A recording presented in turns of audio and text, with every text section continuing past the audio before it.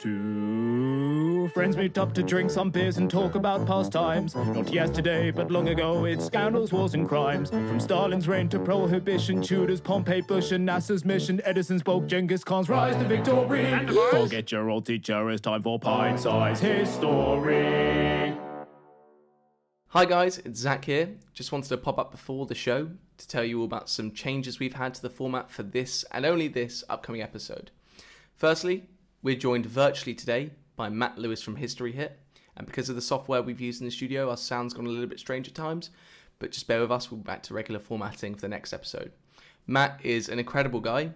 He is a senior presenter at HistoryHit, co-host of the Gone Medieval podcast, and host of the Echoes of History podcast. He's also a well-renowned author on medieval history, and he's also a Wolverhampton Wanderers fan for his sins. I also mentioned in the upcoming episode that we've got a lovely discount code from the people at Crate Brewery, who've gifted us a special code, which gives you 15% off their unbelievably refreshing beverages. That code is Pint-Sized 15, P-I-N-T-S-I-Z-E-D 15. Not 50, 15. Go get your hands on a crate or a beer just to show the support for the podcast, or just to try one of their delightful beverages, as we say. Anyway, thanks a lot. Enjoy the show. Hello there, and welcome to another episode of Pint-Sized History, the history podcast where we take you through the landmark events in the past that shaped the world we live in today. I'm Zach. And I'm Joe. And today we have a very special guest with us. I initially stumbled across our guest today when I was preparing for the Henry V episode we did by watching a video he had on YouTube about debunking the King movie. And I'd like to, formally introduce Matt Lewis from HistoryHit. Woo! I'll give myself a round of applause as well. Thank you very much for having me. It's fantastic to be with you. How are you today, Matt? I'm not too bad today. I've got some ciders lined up to join you in drinking as well. So nice, perfect. What ciders are you drinking? I have some Cider House Special, which Lovely. is from just down the road from me. It's established 1976, much like me, same year I was born. Tastes like apple juice. This stuff is lethal. Perfect. That's exactly what we want to hear. We have got ourselves another sponsorship thing to shout out, which I can't believe, because I thought it might just be a one and done forever, but it turns out that Crate have offered to sponsor us once again. Ain't that right, Zach? Clearly we didn't turn them off with the strange review from last episode, and they really liked it, and they've sent us loads more beers. So today I've got the Crate Brewery Pale Ale, which is taste test live. Oh, delicious. What an unbelievable tasting pale beer. I can't quite believe it. Yeah. Well, meanwhile for me, I've got a Session IPA, which I've got over here, just hidden. Here's it on cam, and actually I'd have a little taste test as well. Then go on then. Oh yeah, that's an IPA. That's quite the IPA. I like it a lot. If you would like to get your hands on a delicious pint or beer from Crate Brewery, and would like a discount code to do so, then Pint-Sized 15 will lead you to the glory lands of reduced prices. Ooh, reduced beers. Who doesn't love a reduced price beer? Right. I can see Matt's getting bored now. So Matt, what are we talking about today? I thought we would have a little chat about the Wars of the Roses. Ooh, that's exciting. So we are in 15th century, 1400s in England, and we're talking about what will begin as a squabble over who has the right to be the king's chief advisor, and it will snowball as the years go by, and it will turn into a dynastic conflict between cousins to rival houses for the crown of England, the House of Lancaster, who are sitting on the throne at the beginning of this period, and the House of York, who will eventually challenge them for that crown. And then later on, as we get further through the 15th century, the House of York will begin to implode a little bit, tear itself apart, and then we will get the arrival of the Tudors at the Battle of Bosworth in 1485, quite often seen as the end of the Wars of the Roses. It isn't even the last pitched battle of the Wars of the Roses. That comes a couple of years later. Normally we say 1455 to 1485, that kind of period of 30 years is the main part of the Wars of the Roses. That's a long conflict. That is, that's not like a few years of warfare. 30 years is, a generational conflict. Well, they've just come from 100 years war, right? Or they're still in the 100 years war, I think. That's not usual, though, is it? That's not a very usual thing to happen. We like our wars long. We do. We love a long war in the UK. 30 years is going to envelop a country. 30 years of warfare, between a civil war, essentially, is, that's pretty brutal stuff. And I imagine it is super brutal. Am I right in thinking so? It's actually quite sporadic. So we'll cover 30 years, but what we're really talking about is kind of 3 or 4 episodes of really intense fighting and politicking. The battles are all quite clumped together. So in between them, you get 5 years, 10 years of relative peace where nothing is really happening. So it's not 30 years of solid, continuous fighting. The battles are all bunched together in these 3 or 4 groups of fighting, really. Why is that? So in terms of like the fighting dropping off for like a sporadic break, like why is that? Because generally I think in the 100 Years' War fighting dropped off around the time of the Black Plague.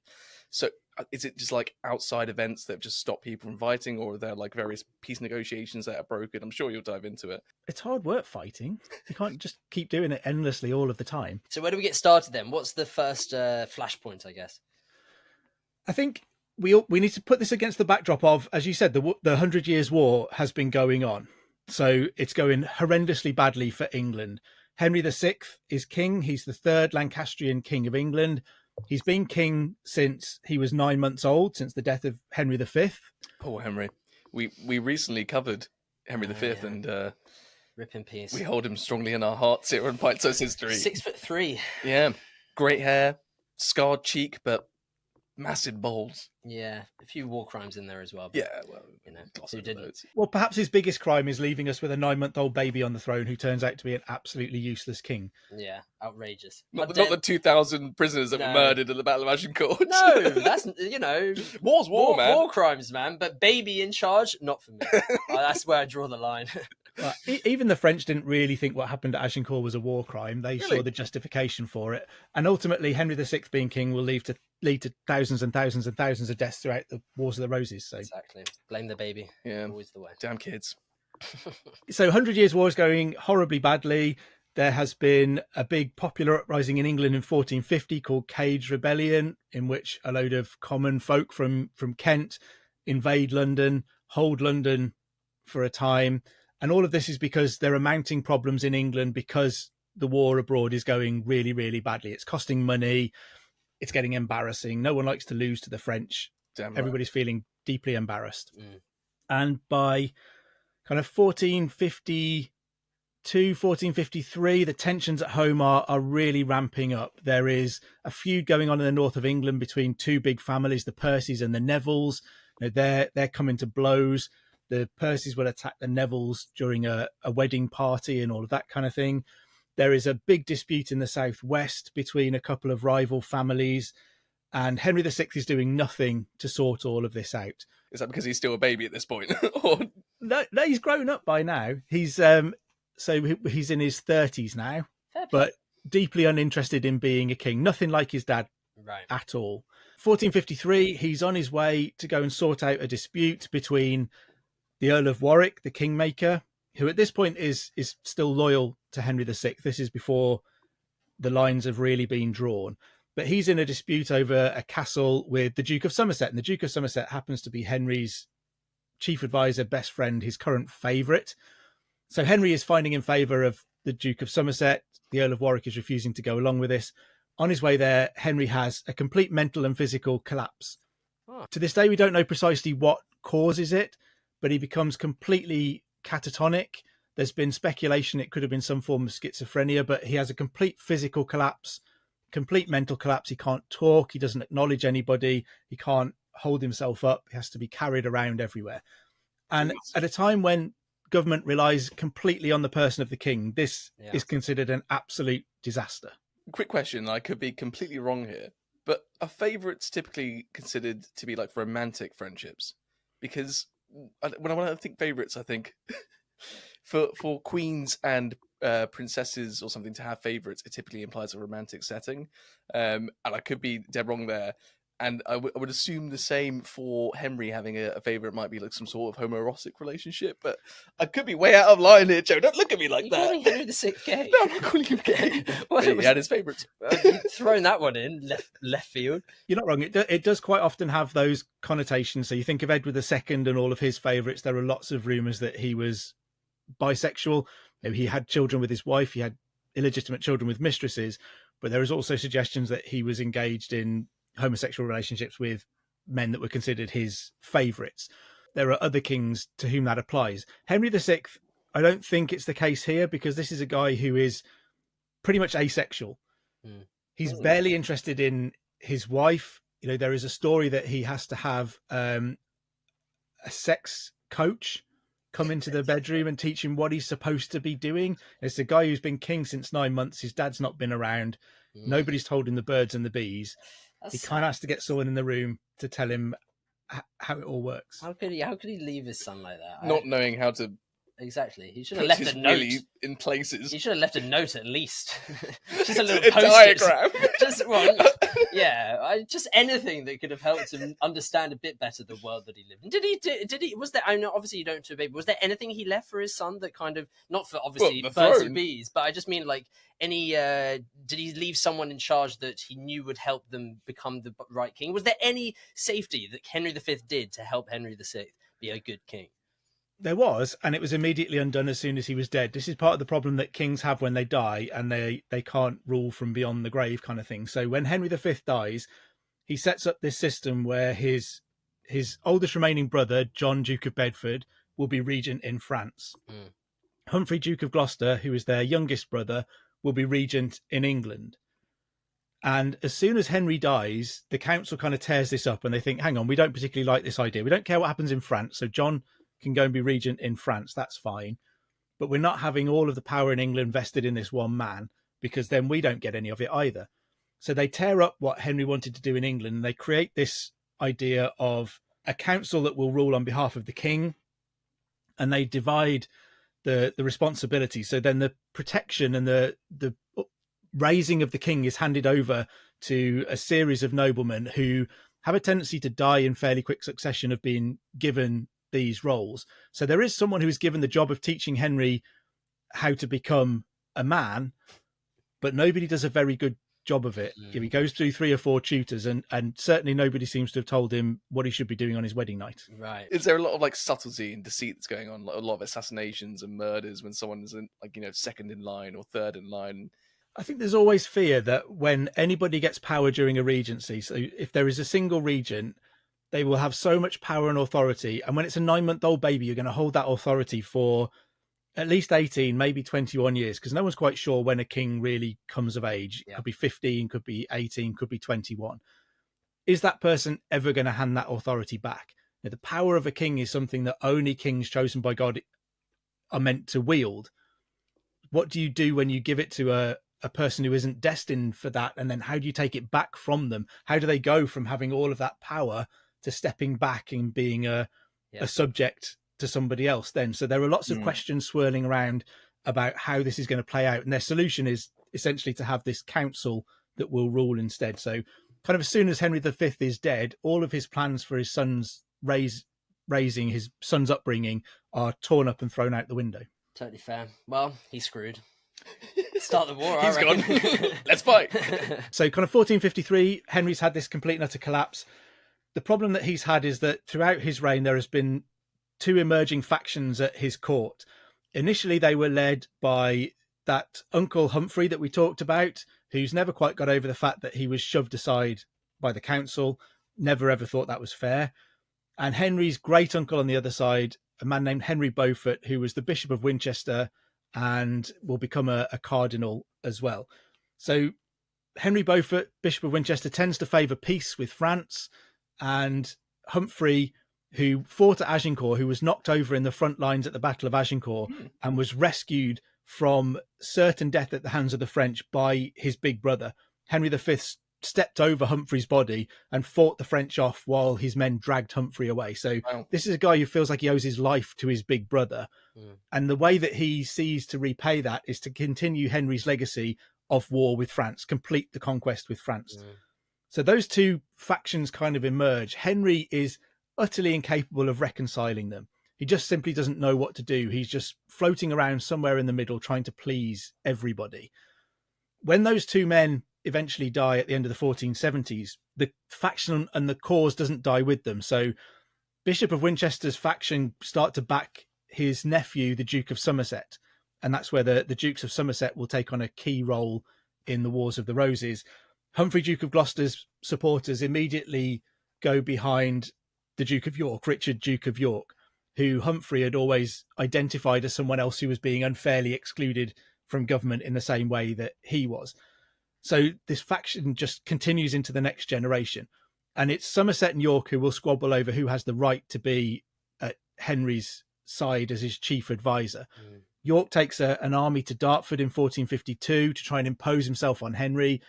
Henry agrees to arrest York and try him for treason for things that have happened in France. When York goes to Henry, he finds he's been tricked. Somerset is standing there. York is paraded through London as effectively a prisoner and made to swear this embarrassing oath to never take up arms against the king ever again. So Henry is kind of completely messing up dealing with these factions.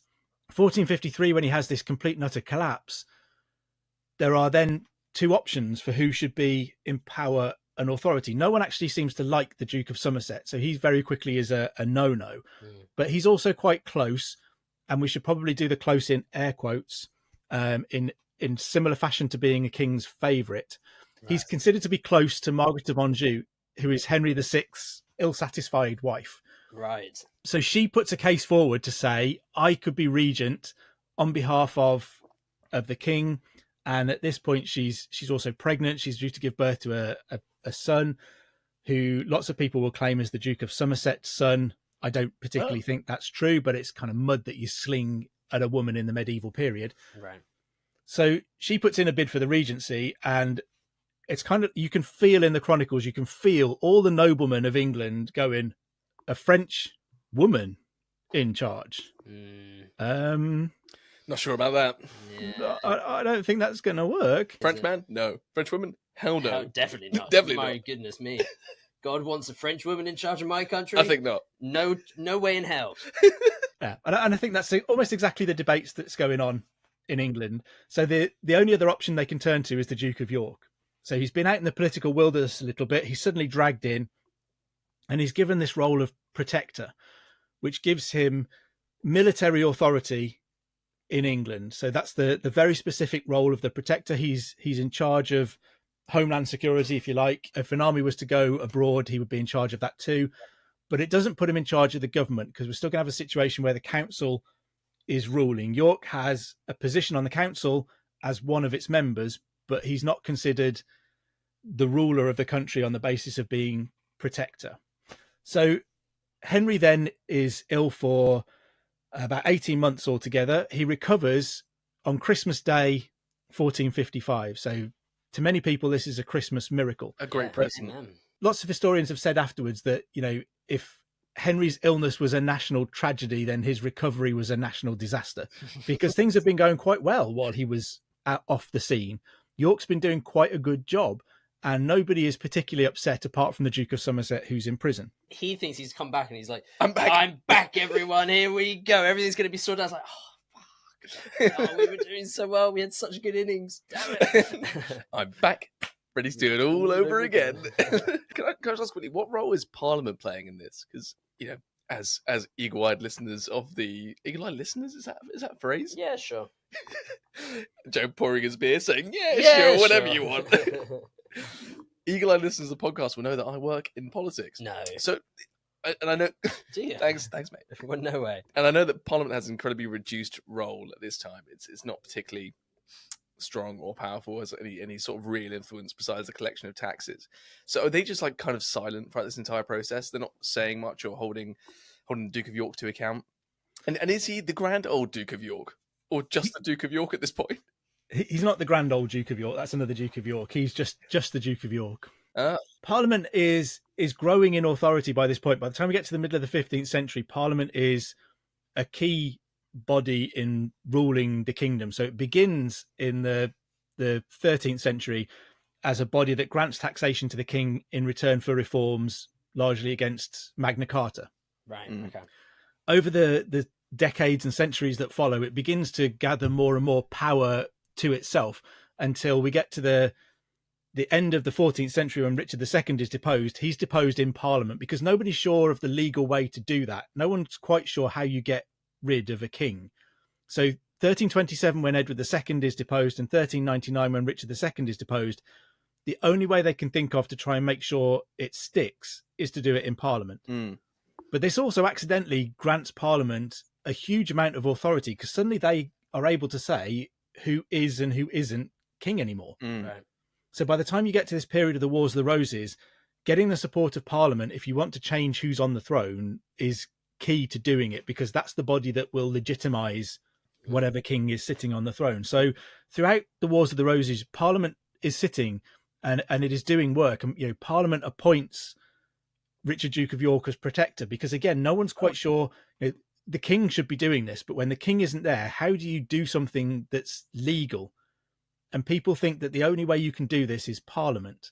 So they put all of this stuff through Parliament, and Parliament is debating the extent of York's authority, and it's Parliament that grants him that office of protector. But in the process, they're actually giving Parliament an awful lot of power and authority that they're then going to struggle to take back off them. Yeah, you don't want to give those pesky politicians any power. You give them an inch, they'll take a mile, they will. So essentially, you know, Christmas 1455, Henry recovers, and the first thing that he does is kick York out of office and get Somerset out of prison and put him back in charge of the government. And Henry's going, yay, I've fixed everything. And everyone else is going, we're right back in the mess we started off in. I'm going to lose my job. I'm really panicking. I'm going to lose my job. It plods along in this kind of Cold War stalemate for a while, with these two factions, the Duke of York, who by now has got the Neville family, which includes the Earl of Warwick, the kingmaker, on his side. They've kind of been alienated by the way that Henry's been ruling. On the other side, you've got sort of Henry, Queen Margaret, the Duke of Somerset. You've got the Percy family because they hate the Nevilles. So if the Nevilles are in York's camp, the Percys are in the royal camp. And across England, you've kind of got these petty local feuds being played out by picking a side in this national dispute. So whenever we talk about the Wars of the Roses and we think about the big dynastic struggle between Lancaster and York, we also need to be aware that there are dozens and dozens of local feuds being played out on these battlefields too. That specific sentence reminds me so much of the fact that obviously George R. R. Martin had Game of Thrones inspired by War of the Roses. Inspired by War of the Roses. And you can't do something like Game of Thrones unless you've got all of the houses having their own, you know, everyone's got their own motive, everyone's got their own reason to fight, everyone's got their own thing that they want, and that's what makes the TV show so enthralling, but also makes, you know, this conflict so interesting, is that everyone's got an ulterior motive that might be behind the scenes or might be more obvious, but there's always something that someone wants, and it's about figuring out what exactly it is. So taking Game of Thrones into account, who are the main players in this story? In the Wars of the Roses, well, are you a fan of Game of Thrones? Firstly, yeah, okay. I presumed as much, but I wasn't sure. So I would assume Henry at this point is probably like Robert Baratheon, maybe, and then Cersei. Oh, God, this is gonna be tricky. George R. R. Martin does jumble the timeline a little bit, so I would say Robert Baratheon is a lot like Edward IV, who comes a little bit later in the story of the Wars of the Roses. If we're looking for someone who is, lots of these characters are composites, so they're not necessarily all one person. But the story of Richard, Duke of York, I think, is a strong parallel with Ned Stark. Okay. So the guy who comes south, tries to rule, tries to do the right thing, tries to work alongside the king, but is ultimately kind of lost, loses his head because of his principles, kind of thing. Right. Cersei Lannister, you can maybe see a bit of Margaret of Anjou in her, in playing the political games, but also someone like Elizabeth Woodville might fit in there, Edward IV's wife, when we get to that bit too. There are lots of composite characters, and it is quite fun, if you know the Wars of the Roses, to read or watch Game of Thrones and try and pick it apart and see, you know, Tyrion Lannister, I think you can see a bit of Richard III in there. Right. The idea of a physically different person and what that means. You know, everyone views Tyrion as this evil little imp who's always up to something, and to some extent he is, but also he really isn't. And it's the way that people judge him for his physical appearance. Right. Kind of plays in a little bit about Richard III. So I think you can have fun kind of with Game of Thrones, picking the Wars of the Roses characters out of it. You know, apparently the portrayal of Tyrion in the TV show versus the books is like starkly different. Supposedly have you read the books? I have, yeah. Supposedly in the books he is an evil little fucker. Like, can I say that? Is that a bit charged? No, I think that's fine. Yeah. I mean, it's like, I guess if you're saying little in that context, I thought you just meant his personality, but I didn't realize. No, I'm saying it in his personality, but sorry, I apologise. That's not the right. You'll be fine. Peter Dink, if you're listening, he doesn't mean that. I don't know. I think, from what I've read, so because I haven't read all of them, yeah, he can be a bit of a nasty little prick at times. I'm just on the same thing myself. I didn't mean to do that. Just meant about his personality. The way they pervert it a little bit to show Tyrion Lannister and people think he's just this like really lovely guy, but he's actually just like horrible. He has to be one of the protagonists, and that's how it would be. Yeah. And I guess in War of the Roses, often the protagonists depend on what side you're on. Like you could put a case for all of them if they're in some way or matter are a protagonist or the main protagonist of the story. And I'm sure there's plenty of different books and stories that portray different characters from that saga as right or wrong. I think Game of Thrones does a really good job of making the point that everybody is the good guy in their own story. Nobody wants to be the bad guy in their own story. Everyone is their own hero. Right. What they probably think what they're doing is right. Just someone else will think it's wrong. Yeah. Yeah. No, I think that's one of my favorite parts about the show. And yeah, I imagine, and it makes sense within a real life context because it's always the case for everyone. Just to I guess in the backgrounds or just to get your opinion on it, who do you think in this story are the goodies and the baddies, if there are ones? You would say probably the Duke of York seems like, off on the face of it, the goodie, and the, I guess, the Lancastrians would probably be the baddies. My historian hat says there are no goodies and baddies in history. No, take a side, Matt. I'm always on the Yorkist side. So there are lots of people who think the Duke of York is just a insanely ambitious man who is desperate to make himself king. I don't see that at all. You know, I wrote a biography of him. I actually found myself liking him a lot. I think there is much more to him than is generally allowed. I think he's a much more noble figure than he's often portrayed as too. So yeah, I'm a Ricardian. When we get to Richard III, I'm a believer that Richard III is nowhere near as bad as history has portrayed him. So I guess, you know, if I'm picking a side, I'm coming down on the side of the Yorkists. Come on, you York. Come on, Yorkies. A York would be the battle cry. Yorkie York. A Yorkie York. A Yorkie York. A Yorkie York. Is that what they said? Charge against battle? A Yorker York. That's what he said. A Yorker York. Like that. Why are you doing that accent? Because I'm not from York. I don't know if would they have Yorkshire accents? I presume they would, but some would. So part of the thing about medieval English titles in particular is they often don't bear much resemblance to where people's power bases are. So the Duke of York's power base is much more on the borders of Wales. He's got scattered properties all over England, but actually very little in Yorkshire.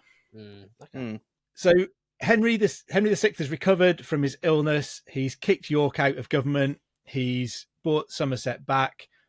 No one is particularly happy about this, apart from Henry, who probably thinks he's great. By May 1455, he's kind of summoning this great council to sit in the Midlands. He gets York and his allies an invitation to this.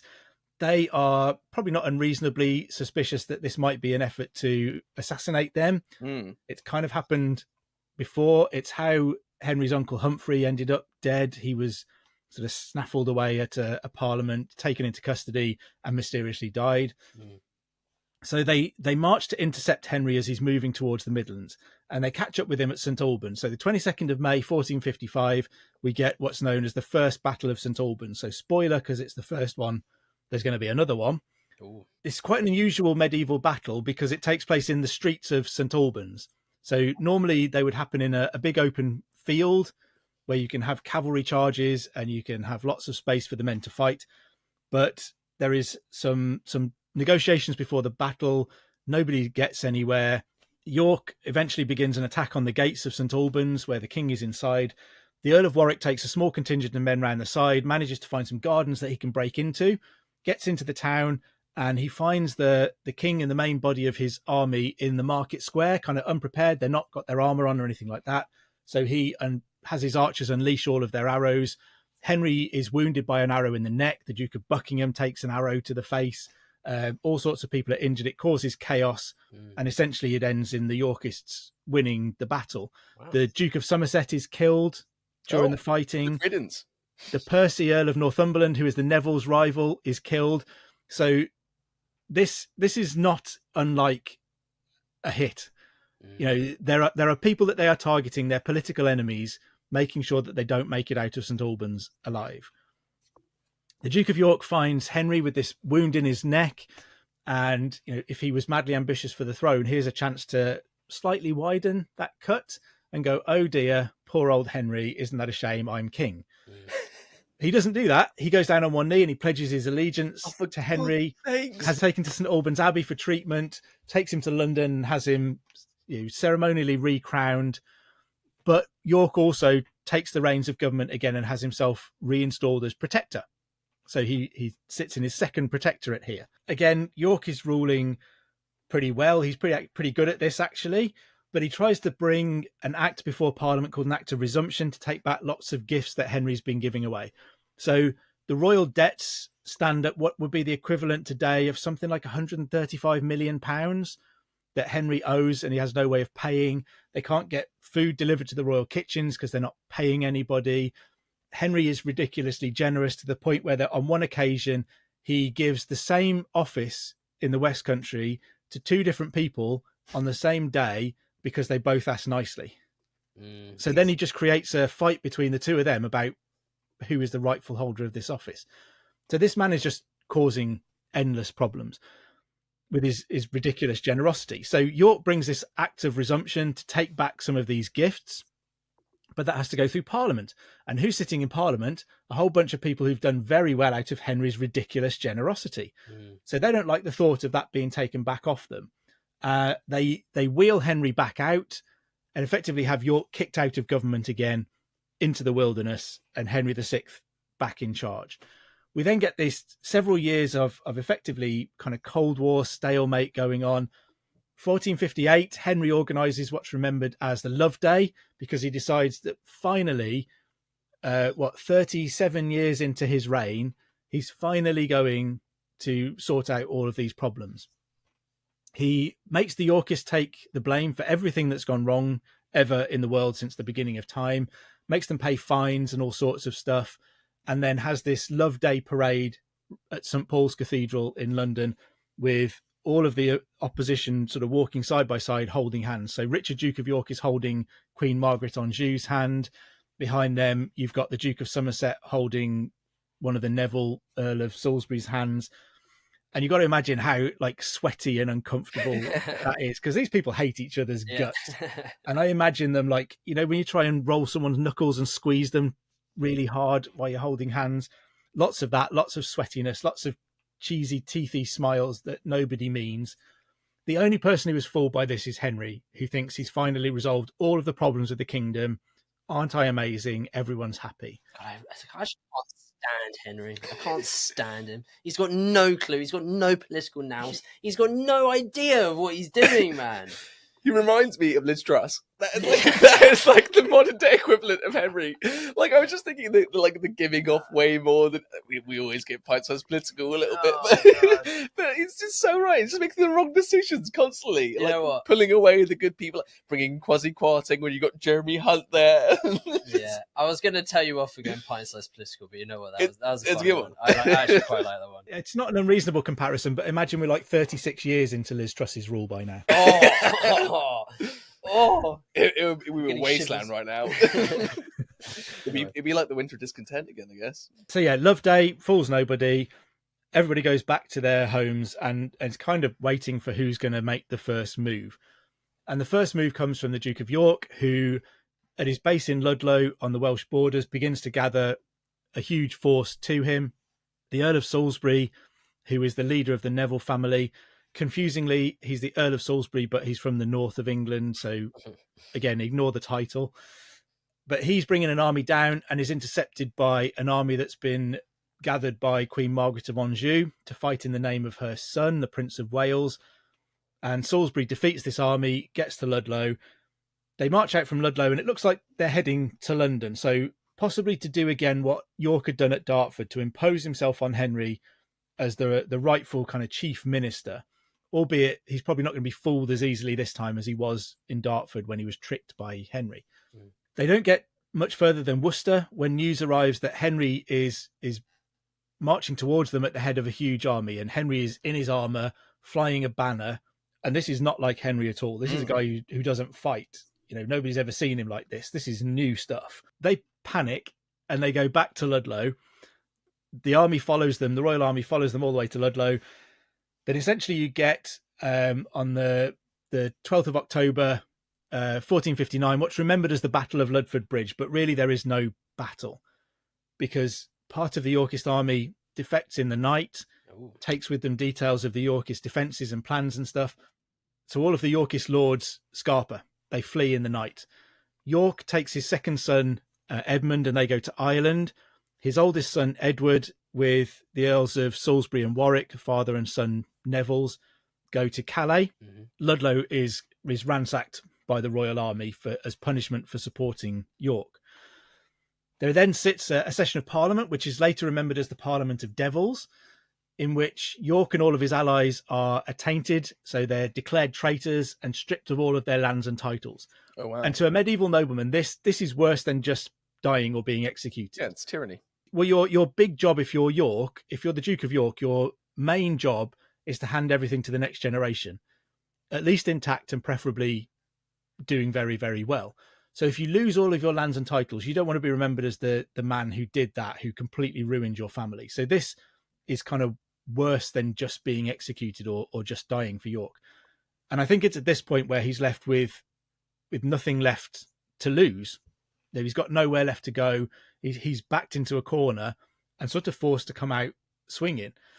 So from Calais, you get Edward and the Earls of Salisbury and Warwick invade the south of England. They're quite popular in London, so they're welcomed into London. They lay siege to the Tower of London. We get a moment during this where the guy in charge of the Tower of London, Lord Scales, orders wildfire to be used against the crowd as they're surrounding the Tower of London. So think Game of Thrones. It's exactly that. Yeah. It's like medieval napalm. Really? They're pouring this stuff down on the crowd, and it's this sticky substance that ignites and can't be put out. If you jump into the river, it burns even more intensely. So the Thames is aflame. There's people running around screaming in the streets of London, and Lord Scales is doing this to his own population. Bloody hell. And he's a Lancastrian, so that's Yes. not going to do great for the popularity of the family. Eventually, they will take the Tower of London, and they continue north, and they find Henry and his army. They defeat them at the Battle of Northampton. Henry is captured and taken back to London, and then several months later, the Duke of York arrives back from Ireland, but he lands in England flying the banners of the King of England and having a sword carried before him, which is a really clear statement to anyone who knows what they're looking at, that this is a man claiming to be the King of England now. What do you mean, sorry, the sword in front of him? As in... So you just having an unsheathed sword carried in front of you is kind of the act of a king. Okay. Oh, wow.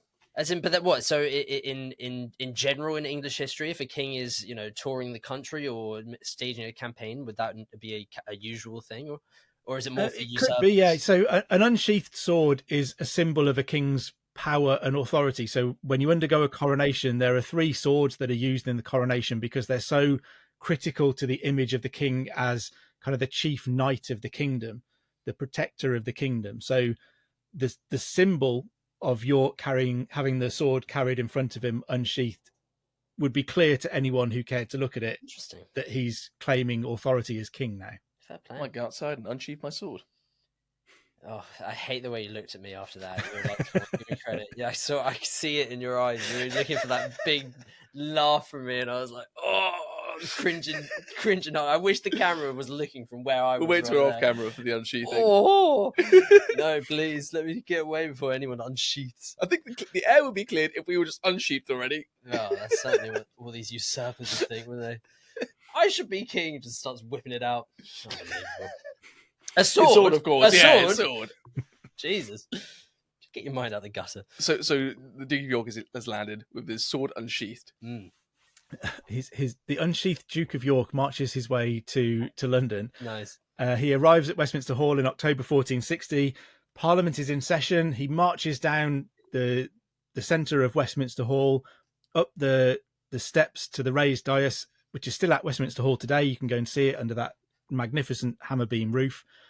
There is an empty throne on there with the king's cushion on it. Henry isn't sitting on the throne at this point. York walks in, up to the throne, puts his hand on the cushion, very clearly again, claiming the throne. He's now saying, "I am the rightful King of England." And he is met by rapturous silence. Not Yikes. applause. Just like what would have happened if you'd whipped it out just now. Just me and Matt just completely silent. Just There will be gasps. gasp. Who's gasping? No one's gasping. Wow. No one's gasping.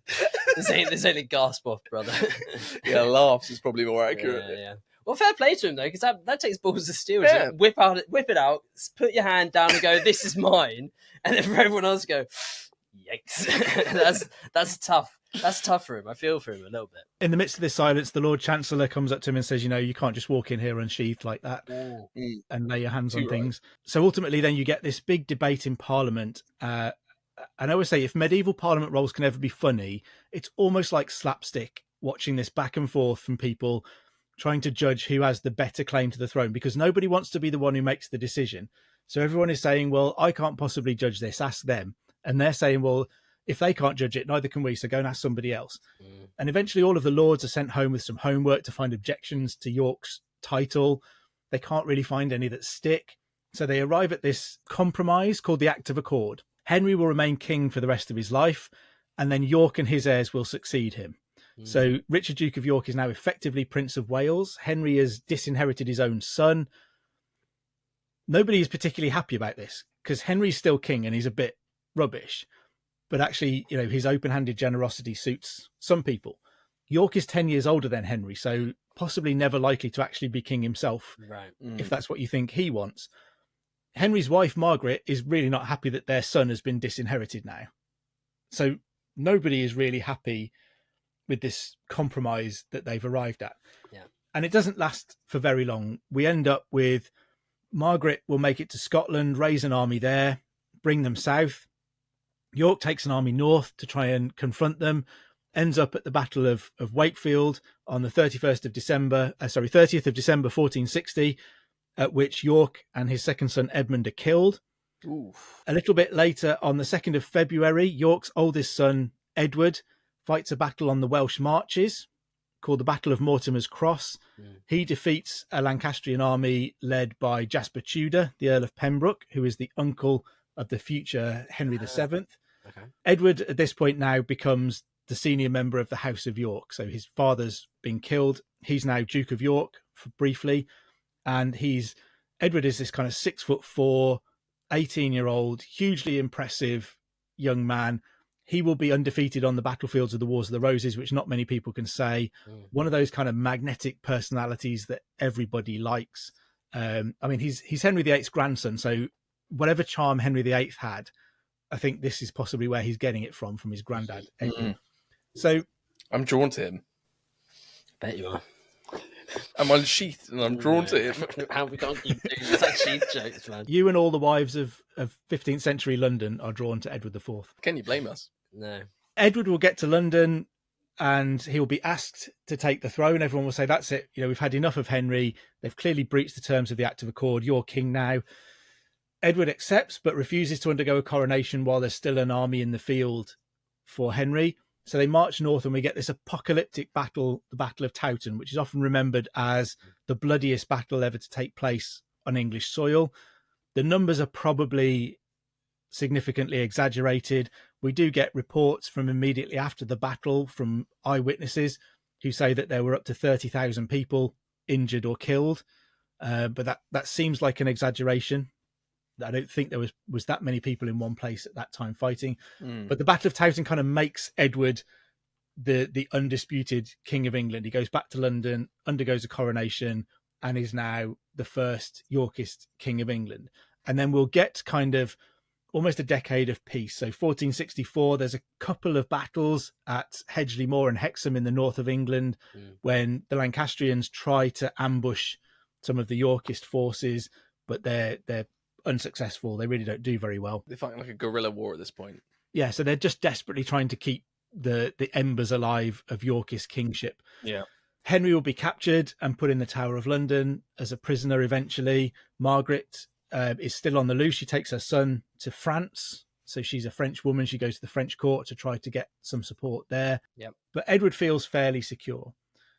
His problem really comes when he begins to fall out with two people. So the Earl of Warwick, who we've already met, his first cousin, And he also falls out with his own brother, George, Duke of Clarence. So we finally got someone who isn't called Richard, Henry, or Edward. He's called George. And he is, a bona fide idiot.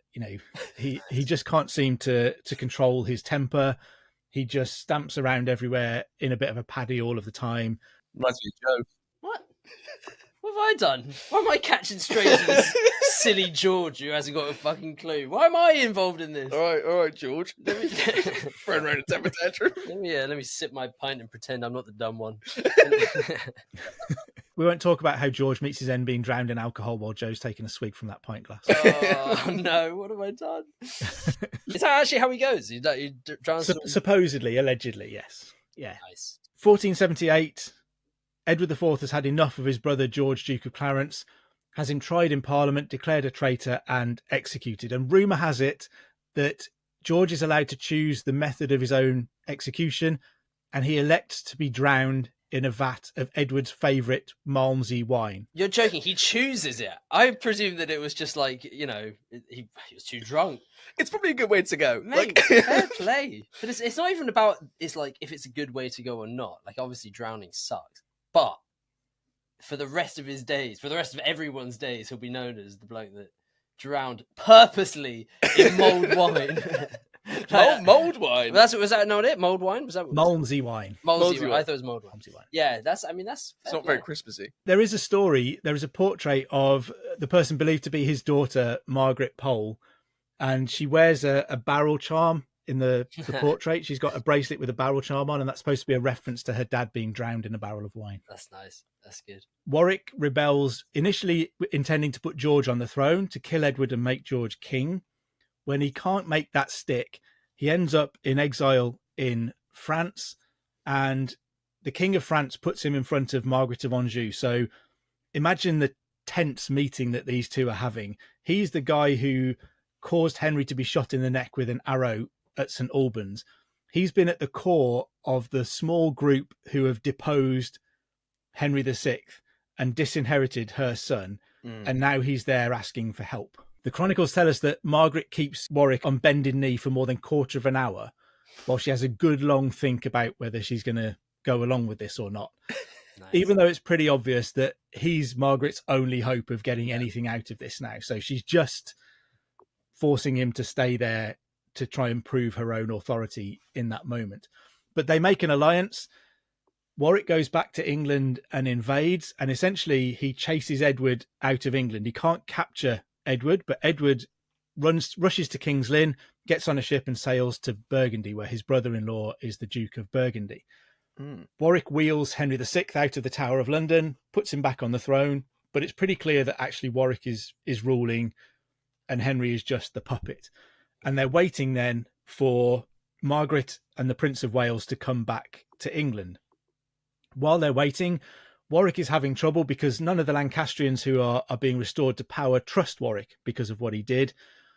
Edward, over the next 6 months, undergoes something. I imagine this being like his Rocky training montage moment. There's lots of stories that Edward had begun to let himself go. He wasn't in great shape, gets kicked out of his kingdom, goes over to Burgundy. He's running up and down the steps to Mechlin Cathedral, nice, punching on sides of beef and being chased down the street by Belgian children cheering him on. Gets himself back into shape, gets together an army backed by the Duke of Burgundy, sails across to England, and it doesn't initially go very well for him. He has to say he doesn't want to be king anymore. He's only come back to be Duke of York again. But once he manages to get far enough south and gather enough support, he kind of sheds that pretense, says, ta-da, I am actually here to be king, fooled you all. He meets with the Earl of Warwick at the Battle of Barnet. So these first cousins fighting each other. And they fight in the early morning in the fog. So it's a completely confused affair. The armies line up off centre. It's a close fought battle for a long time. But in the confusion, the Earl of Oxford, who is fighting with the Earl of Warwick for the Lancastrians, his badge looks an awful lot like Edward's badge. So in the fog and the confusion, people get them mixed up. And everybody thinks everybody's fighting on the wrong side now. Everybody feels like they've been betrayed. It's utter chaos. But the Yorkists under Edward win this battle. The Earl of Warwick is killed. On the same day that takes place, Margaret and her son, the Prince of Wales, who is now 17, land on the south coast of England. And so they begin to move north. They're trying to rendezvous with some Lancastrian forces coming out of Wales. Edward gets back to London, gathers a fresh army and marches out to try and catch them, and eventually catches up with them on the 4th of May, 1471, at the Battle of Tewkesbury. And during that fighting, the Prince of Wales is killed. So the 17-year-old son of Henry VI is killed. Named Henry? His name's Edward. Edward. Oh. So you've got King Edward IV, you've got Edward the Prince of Wales, and while Edward IV is in exile, his son is born, who is Edward the Prince of Wales, because he's Edward IV's son. Right. So there's two Edward Prince of Wales briefly in England. So Edward IV, back on the throne of England. Henry VI mysteriously dies. Oh, shock. Yeah. I'll leave that for you to decide what probably happened to him. Edward then rules in relative peace for the rest of his reign. 1475, he'll invade France, which he gets bought off by the King of France, so he gets a big fat pension instead of a war. 1478, he executes his brother George for his continual bad behaviour and betrayal. 1483, Edward IV dies completely unexpectedly at the age of 40. So this giant of a man on the battlefield, this great warrior, drops dead from a cold, we're told, at the age of 40. And he's succeeded by his 12-year-old son, Edward V. And we then get a whole tangle of uncertainty and controversy around what happens next. Essentially, what legally happens is that Edward V is declared illegitimate along with all of his siblings. There is a story that Edward IV had married bigamously, so all of his children were illegitimate. And so Edward IV's youngest brother, Richard, Duke of Gloucester, becomes king as Richard III. There's lots of questions then about what happens to Edward IV's son. They will be remembered as the princes in the Tower. Richard III will rule for 2 years. He's threatened by this figure on the continent, Henry Tudor, who is like the last remaining possible claimant of the House of Lancaster. And he will invade England in 1485, thrown over the Channel by France in an effort to distract Richard, who wants to go to war with France. And unexpectedly, Henry wins at the Battle of Bosworth on the 22nd of August, 1485, ends 332 years of Plantagenet rule in England. Wow. What a shame. And begins the Tudor dynasty. Here comes the Tudors. And it's not quite the end of the Wars of the Roses. There will be Yorkist claimants who will come and threaten Henry's throne. But there we've got our kind of fairly neat 1455 to 1485 Wars of the Roses, crown changing hands numerous times. Plantagenet dynasty ended. And the birth of the popular Tudors, who is the subject that we've been requested and have been planning to do for a long, long time. I mean, there's many different things you could do about the Tudors. I low-key hate the Tudors. Oh. I think they're the worst. I will make absolutely no secret that I despise the Tudors. There is so much more interesting stuff in history. People who study the Tudors need to get to grips with the Wars of the Roses. It's so much more interesting. It's so much more complex. There is so much more going on. There are so many more fascinating characters. The Tudors is like the easy cop out. Well, it deserves a bigger and better deep dive. Essentially, you know, more than an hour that we've been able to have together, which we really appreciate. It's been so much fun to listen. It's also very refreshing to listen to an actual someone that knows so much more than what we actually bring week in, week out. So not only do we appreciate it so much, but it's easily an invitation for you to come back and dive deep into like a much bigger deep dive into, say, a battle or an event about the Wars of the Roses, or something completely different. Up to if you would be down, but we'd love to dig more into it because this is a subject that is easily more than an hour's worth of content. No, it's been a pleasure. I'll come back anytime. I'll get some more cider and I'll be back. Cheers, man. Thank you for everyone at home listening. We hope you enjoyed the episode and learning a bit more about Wars of the Roses from someone who's a bit more legitimately qualified to be able to do so than we are. Yeah, especially you. And also thanks to Great Brewery because they have supplied us and with a lot, and we really do appreciate. We can't believe that we're at the stage now where we're actually being able to be supplied by beers from lovely companies such as this. So we really do appreciate it, and it does taste really good. I've been sipping away this entire time, so thank you so much, Crate. Remember, pint-sized 15 when you go and buy your Crate beers, which you're going to do.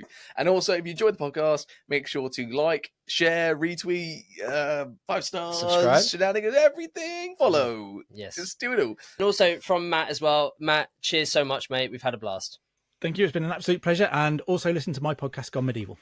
Yes. Oh, I meant to ask actually, Matt, do you have anything else you're up to besides just Gone Medieval? Well, there's Gone Medieval podcast. Echoes of History podcast is a kind of companion to the Assassin's Creed games. So if you like Assassin's Creed and history, It's a perfect mashup. And I've written a few books as well, if you fancy reading any of those. Oh, awesome. Go buy a book, Pint-Sized 15. No. We'll work it out later, man. Yeah, but yeah, thank you so much, mate. We appreciate it. Cheers. Thank you. Cheers.